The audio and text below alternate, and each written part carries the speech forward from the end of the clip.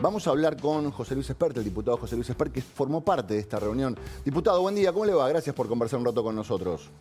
Hola, muy buen día. Gran saludo para ustedes, la producción y los televidentes a esta hora de la mañana de Muchas gracias, domingo. José Luis. Gracias por conversar un ratito con nosotros. Bueno, estamos viendo la foto, no tuvimos la posibilidad de estar ahí adentro. ¿Cuál fue el clima de esa reunión? Bueno, el clima fue fluyó mucho toda la reunión. El presidente lo que manifestó en esa reunión es su deseo de empezar a trabajar junto con el bloque del PRO de manera más mancomunada, más fluida, a la luz de los proyectos que se vienen. Pensá que en breve se presenta el proyecto de presupuesto para 2025.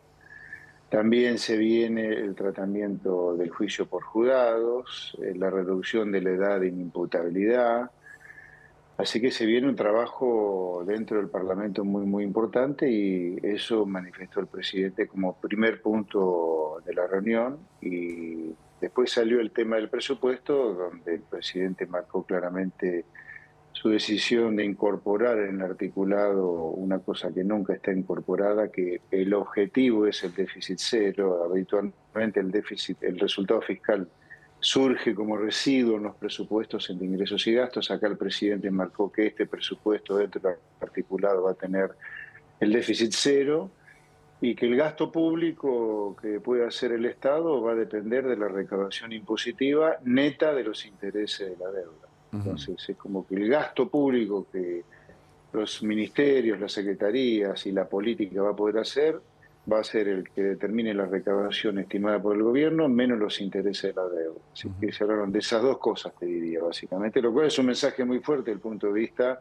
político, ¿no? Que Sí, claro. el déficit cero se incorpore en el articulado, y que lo que podamos gastar o que lo que se pueda gastar en el Estado sea la recaudación estimada con todo realismo por parte del gobierno, del Ministerio de Economía, neto de los intereses de la deuda. O sea que la deuda pública es lo primero que se va a servir después de la recaudación como corresponde, ¿no? Para algo uno pidió plata prestada, Sí, para claro. usarla cuando la necesita, pero para devolverla cuando ya la dejó de necesitar o la usó. Claro. José Luis, y en esa reunión también el presidente explicó y anticipó el veto vinculado a la cuestión de jubilaciones.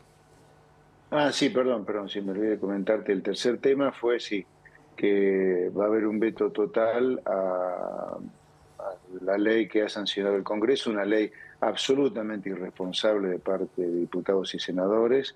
Esta es una ley que no busca la mejora de los jubilados.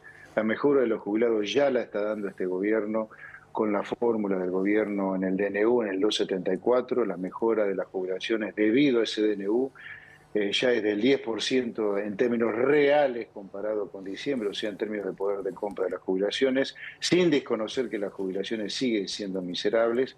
Pero esta ley es una verdadera mentira, es una falta de respeto a la gente que trabajó toda la vida, porque no hay cómo pagarla, porque no solo no dice de dónde salen los recursos para pagarla, cosa que viola la ley de administración financiera, la 24.156, sino que es una verdadera irresponsabilidad que apunta a destruir la columna vertebral de este programa económico, que es el déficit cero. Y acá no es que estemos enamorados en el gobierno del presidente Milei del déficit cero, porque somos un grupo de tarados que estamos enamorados de cosas que no tienen sentido. No, el déficit cero es central para que no haya inflación en Argentina y los jubilados puedan cobrar y comprar en términos reales cosas razonables. Lo mismo para los beneficiarios de ingresos fijos, los asalariados, los planes sociales. La inflación es un cáncer que el déficit cero mata. Por lo tanto, el déficit cero no se negocia, y este proyecto de ley de movilidad jubilatoria que ha sancionado el Congreso aumenta el gasto público en 10.000 millones de dólares. Para que tengamos una idea de lo que es esto, es el 40% del déficit fiscal que este gobierno ha hecho cero, motivo por el cual se ha derrumbado la tasa de inflación. No lo vamos a permitir de ninguna manera. Que se haga política barata con los jubilados encima. Diputado, pero a ver, porque los jubilados pueden llegar a decir, pero nosotros somos el último orejón del tarro, ¿cómo puede ser que no nos aumenten? ¿No se le puede aumentar a los jubilados o no se les puede aumentar de la forma que estaba proponiendo el Congreso con esta ley?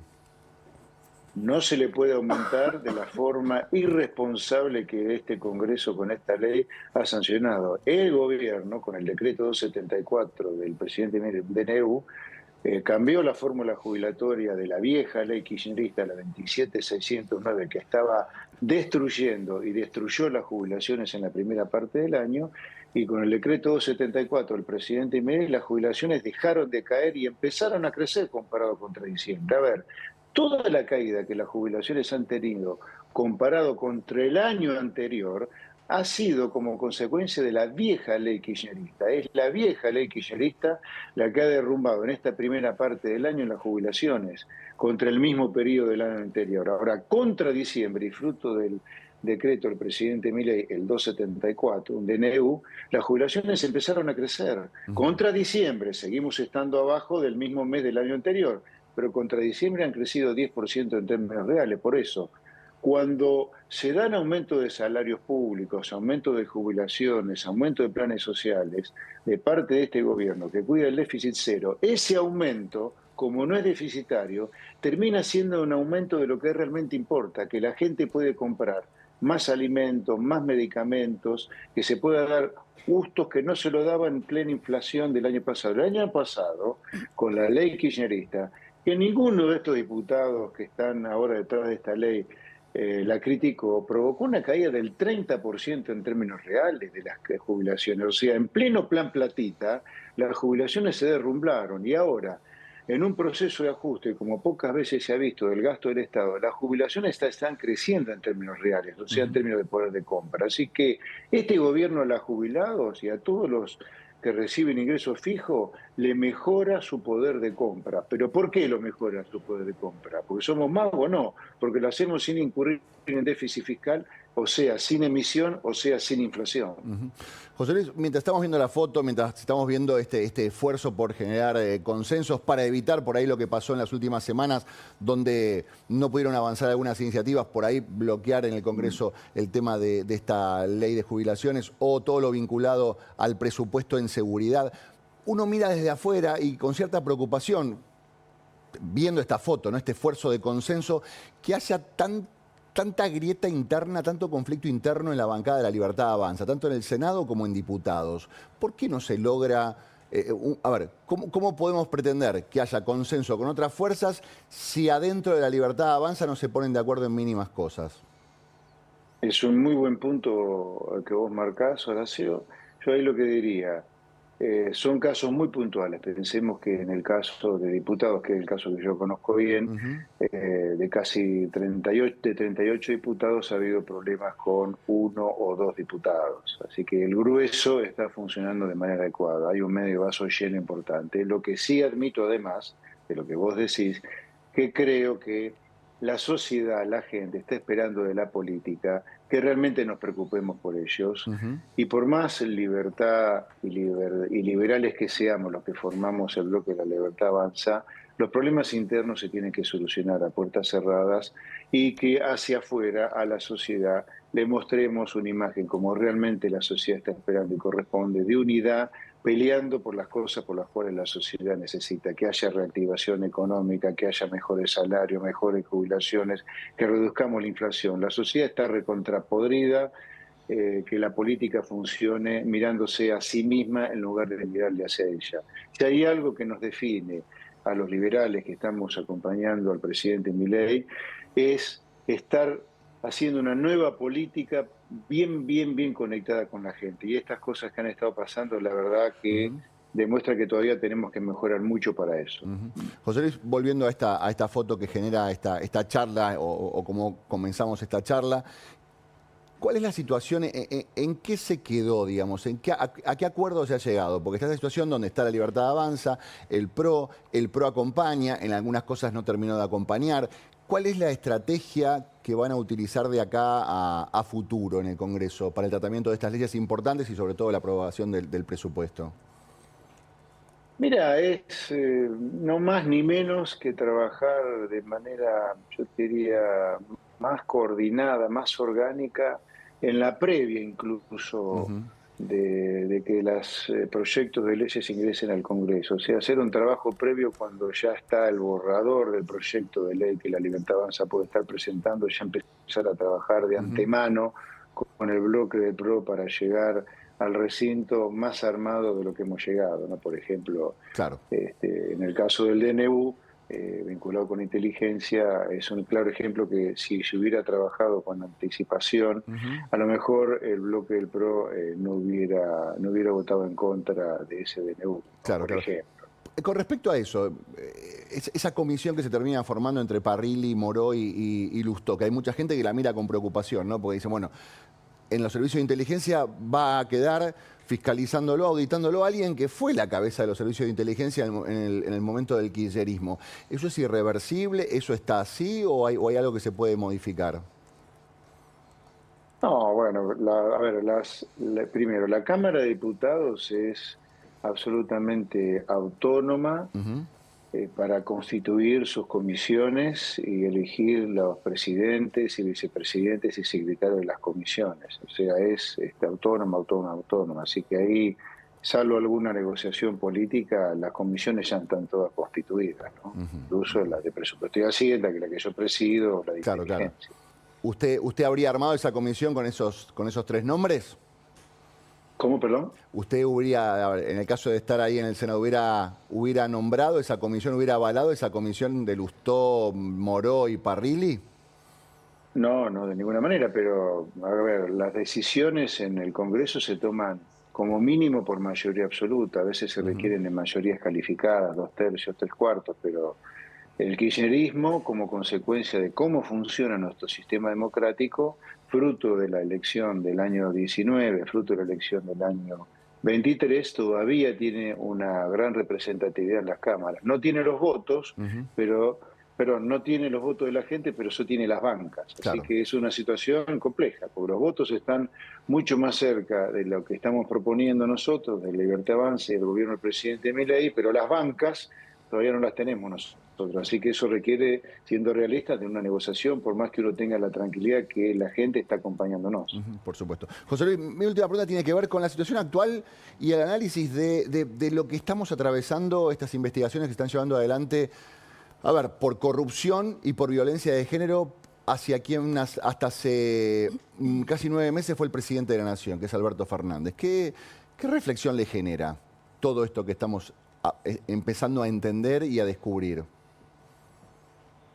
Tres cosas, y ninguna, aclaro antes de nombrarles, están conectadas entre sí. Ninguna justifica la otra, ¿no? Ninguna justifica la otra. Y la primera la segunda, y la segunda la primera, y la tercera la segunda y la primera. Son todas cosas totalmente diferentes entre sí. Primero, condeno en general la violencia, y en particular la violencia de género. Me parece miserable lo que ha hecho el expresidente Alberto Fernández. No me extraña que venga de él, porque es una verdadera basura como persona, siempre lo fue, pero lo condeno absolutamente todo lo que el expresidente Alberto Fernández ha hecho con su esposa y la madre de su hijo. Ujú. La segunda cosa, que insisto, no tiene nada que ver con la primera, es que la señora Fabiola Yáñez, ahora que dice que puede hablar, debería haberle pedido disculpas a los argentinos, porque ella, mientras los argentinos se morían porque no se vacunaba de manera adecuada, las empresas se fundían porque no podían trabajar por la cuarentena que su marido había sancionado de manera cavernícola, ella podía disfrutar de las mieles de cómo su marido violaba la propia cuarentena decidida por él. ¿De qué mieles me refiero? El peluquero, el personal trainer, el paseador de su can, lo que sea. Debería haberle pedido disculpas a los argentinos. La tercera cosa, que no tiene nada que ver con nosotros, pero también me interesa marcar, no le permitamos al kirchnerismo despegarse de esa basura humana que es Alberto Fernández, porque el kirchnerismo es esa basura. El kirchnerismo hay que sacarlo, eyectarlo de la vida política argentina. ¿Por qué le digo? Por dos razones. Hay dos razones por las cuales Argentina no tiene que volver nunca más al kirchnerismo. Una, uno no puede tener un espacio político en el país que persiga que los argentinos sean miserables. Y el objetivo del kirchnerismo es ese, hacer de un país miserable. Fíjense las fotos que hay por todos lados de Argentina. Son fotos parecidas a Nicaragua, a Venezuela, a Cuba. La Argentina que dejó el kirchnerismo es una Argentina que no tiene nada que ver con aquellos que desean en promedio los argentinos. Y la segunda cosa, o yo diría tres cosas por las cuales al kirchnerismo hay que erradicarlo de la vida política argentina, por eso son tan importantes las elecciones en provincia de Buenos Aires 25 y 27. La segunda cosa, uno no puede tener un espacio político que sea una asociación ilícita, una banda delincuente como es el kirchnerismo. Mirá Devido, mirá Milagro Sala, mirá Jaime, mirá Vudú y Chicone Calcográfica, mirá Felisa Micheli con el fajo de billetes en el inodoro. Y así siguen las cuentas. Vos no podés tener gente que además de hacerte miserable al pueblo, ellas son un conjunto delincuente. Y la tercera, por si fuera poco, estas cosas que ocurren. Espinosa de la mano de Kicillof, procesado por abuso sexual y violencia de género, Alberto Fernández con su mujer, ¿me entendés? Es lo más asqueroso que puede haber en política el kirchnerismo. No tanto los argentinos, demostremos que estamos bien de la cabeza, que tenemos los patitos alineados y no votemos más esta lacra, que es el kirchnerismo. José Luis, gracias por conversar con nosotros un domingo por la mañana. Muchas gracias por el tiempo que nos ha Un dedicado. placer, gran saludo para ustedes, los chicos de la producción y a los televidentes. Gracias, muchas gracias. Era el diputado José Luis Espert de Avanza Libertad, que se ha sumado a la Libertad de Avanza en el Congreso. Dicen que es una de las principales espadas económicas del presidente de la Nación y un asesor muy cercano, analizando toda esta cuestión del veto, de las reuniones y de la construcción a futuro.